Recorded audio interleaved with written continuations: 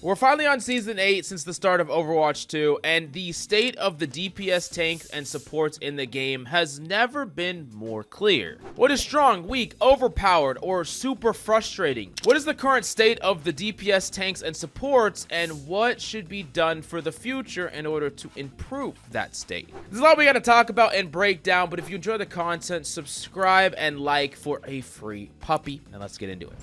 Now, keep in mind, every bit of this is going to be from my own perspective, both playing and coaching players from various ranks. I think I have a good idea about some of the differences between the roles, but if you disagree, you got to let me know down below. Now, the first thing I got to talk about with tanks, as a summary, tanks are frustrating, but they are strong. Like, it's obvious that tanking is super important. If you have a bad tank, you just insta lose the game, and if you have a fantastic tank, then it's super easy to do your job. But from the tanking's perspective, it doesn't matter how strong or weak you are, where you are getting a lot of value just from existing, taking on cooldowns, doing everything that a tank is supposed to do, and creating space. But it doesn't mean that the experience isn't frustrating for several core reasons. You're getting every cooldown thrown at you, which means that there's a lot of the time where you just can't play the game. You're getting hit by a nade, you're getting hit by a CC, and you don't really get to do things in a fast way like the other roles do. You don't get to make something happen out of nowhere. I mean, a couple of the characters in the role can,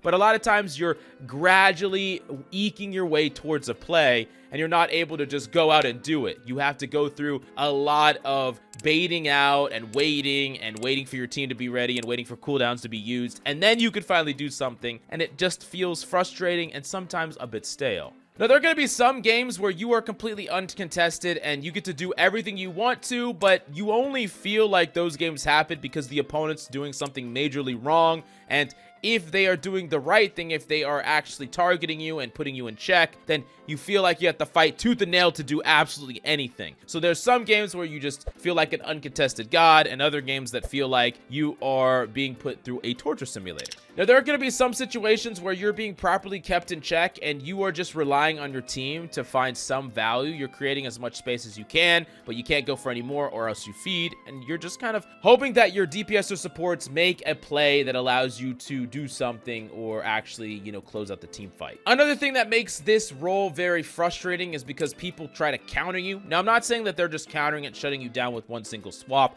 but they are making you play in a very boring linear way to the point where it gets overly frustrating. Like, if you're playing a dive character and you have to play around immortality and then brig whip, and then you're getting booped around, and you have other DPS that you just can't dive because they have all these fade abilities or all these intangibility abilities, and you're like, okay, well then I'll go play a different character, you know, something like Hog. I don't have to dive in anymore. And then you're getting naded and you're getting javelined, and you're just like always going through the ringer some way, right? People swap to play and counter you. It's not that you can't succeed in that environment. You could of course succeed, and you could of course still get value, but it's frustrating, and it feels like there's like a laundry list of things you have to learn to play around. Another thing is, especially as you start to climb, distracting / annoying you is worth value. Because a tank is so vital to winning a team fight, if a tracer is just spending their whole time just behind you, constantly poking you from weird angles, you can't do anything about them, or if there's a Sombra just constantly hacking you, or the characters just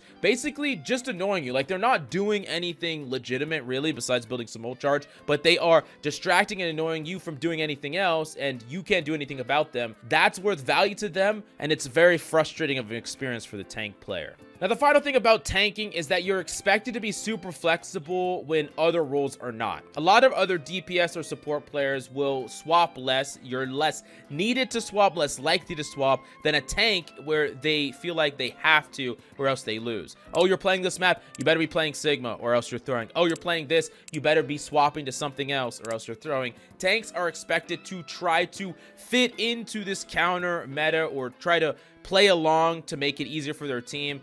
And that's not always the most fun thing either, when if I just play DPS and lock Tracer every single game, no one's going to tell me anything. I'm just going to be able to play Tracer. If I play support and I just want to play Ana every single game, no one's going to tell me anything. And it doesn't matter if there are better, more optimized characters than Tracer, than Ana. It doesn't matter. No one is going to expect me to swap as long as I am not like 1 in 8 or whatever the case may be. But that's not true for tank. They expect a lot more from you than just your kills and stat lines, and it can be a frustrating experience overall. So in summary, tanks are very strong, important, and impactful because they are the only tank and the role is needed, but it is a frustrating experience. It almost feels like you are sacrificing your fun for a higher chance to win at times.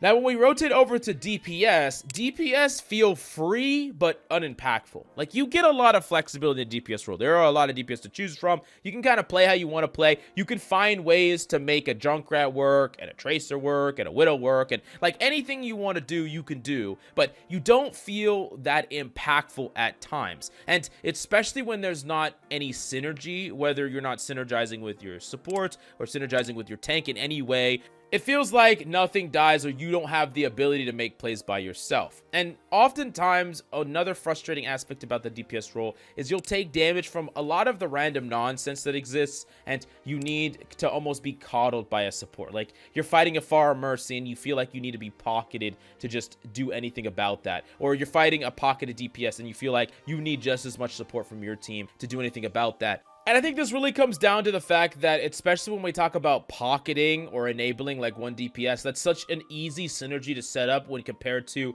like an overall team synergy. If you had like a tank synergy, perfect dive synergy, that is super strong and can get a lot of value, but it's way harder to set up than just like one support pockets of DPS and they just have like amplified value, and that feels super oppressive to play against as another DPS. Another thing on the DPS role is oftentimes you feel like some of the hardest kills or the hardest duels to take are actually with supports. There's a ton of built-in utility that will just deny you completely or make it impossible to 1v1. Like, whether it's Alari's Pylon or it's Baptiste's Immortality Field, these things feel insanely difficult to beat in a 1v1. Like, you are the DPS, but you are not dueling these characters. You're losing to these characters in a duel. Now, there are also some DPS that feel like they're very hard to play unless you have the right tank and support combo. Like, good luck playing a dive character if you have a poke tank, or if you have like Baptiste freaking Brig. It's like impossible.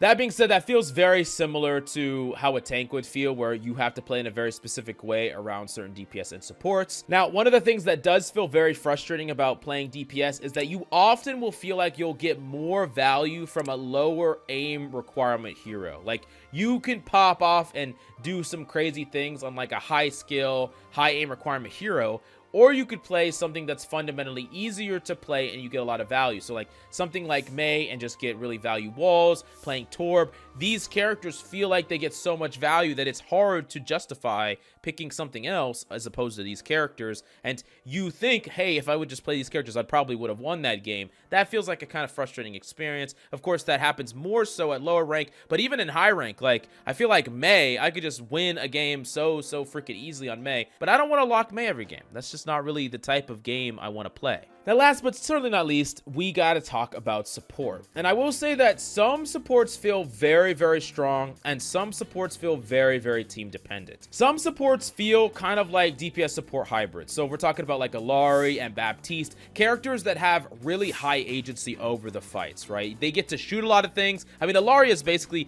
just shooting and fragging. Like, Alaris will get oftentimes just as many kills as DPS, but they'll also have a giant amount of healing as well. And they're just kind of fragging, but they're also super hard to push because they have all this extra utility. And even in situations where you can't find an opportunity to get a pick, you still have a crazy amount of burst healing. And it's kind of similar to Baptiste as well. Characters that just have a lot of agency over their wins and losses and just a lot of ways to impact the game. But there are other supports like Lucio, Mercy, Weaver. These characters feel very reliant on what your team is doing and how they're playing. You're someone that is trying to enable what is there, as opposed to the other characters we talked about where you're mainly just trying to do things yourself. And I think it's kind of like almost like there are supports and there are DPS supports, and that's kind of like a weird thing to split them in, but it kind of feels that way at times. Now, while I definitely think that especially the supports that have high agency, you know, the Ana, Lari, Bap, Kiriko, these supports that have a ton of impact and they're very strong,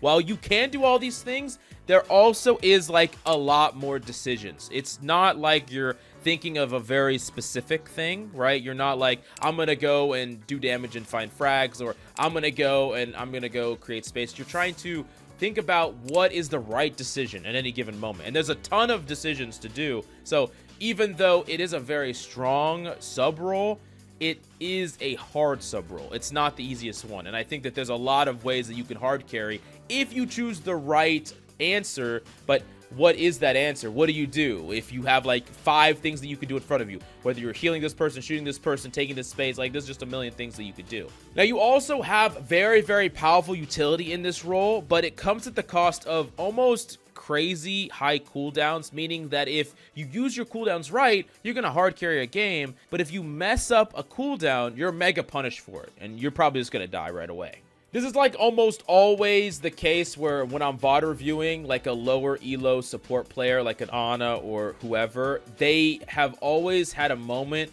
where they misused a cooldown. They either missed it or they used it when they shouldn't have used it or whatever, and it's costing them the entire game.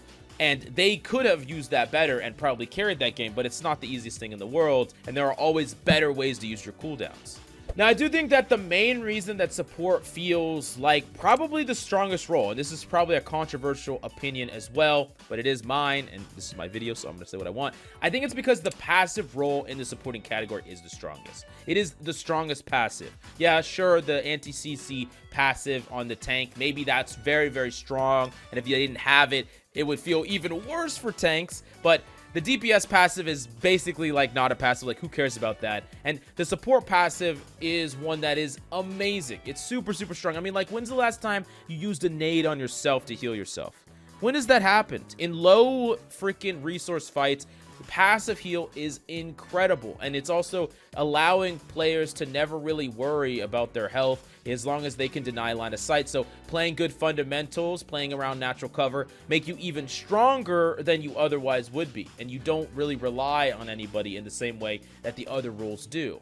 Now, I think that if you wanted to better balance out the rules, there's a couple things you could do. You could give the DPS and tanks new passives or better passives, right? You could buff them a little bit. Yes, hypothetically, you could weaken the support passive, and that might be the route. I don't necessarily think that would feel the greatest, especially after all this time, but you could go that route. But I actually like a third route where they start to split the roles up, where they take tanks and they split them into different categories. They take DPS and split them into maybe 2 or 3 categories, and they even do the same thing with supports, where we end up in a situation where maybe we have like 6 sub roles, and every sub role has a different passive, and they balance based on groupings, because tanks are all very, very different from one another. We could have an entire section for just the mobility tanks, and then DPS are also very different from one another. I mean, Hanzo doesn't even have a DPS freaking passive, and then the self-heal, the auto-heal on the supporting role helps certain characters way freaking more.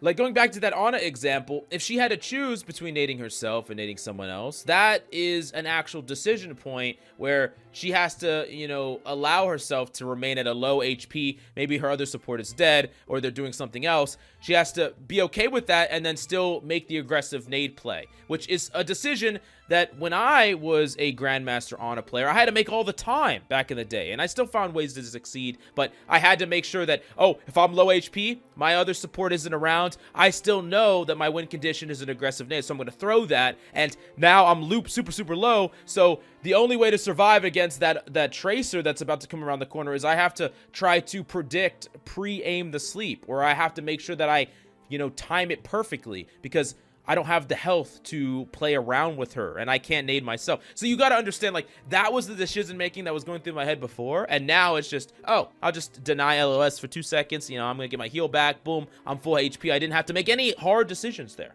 So anyways, I do think that there needs to be a really big top-down look at the passives, and I would love like 6, 7, 8 even different passives, and group characters, especially as the roster starts to expand, group them into these little passive roles, and there's like DPS subtypes. I think that would be fantastic. But let me know down below how you feel about the roles, and how do you feel about having separate passives in sub roles inside each of the 3 main roles.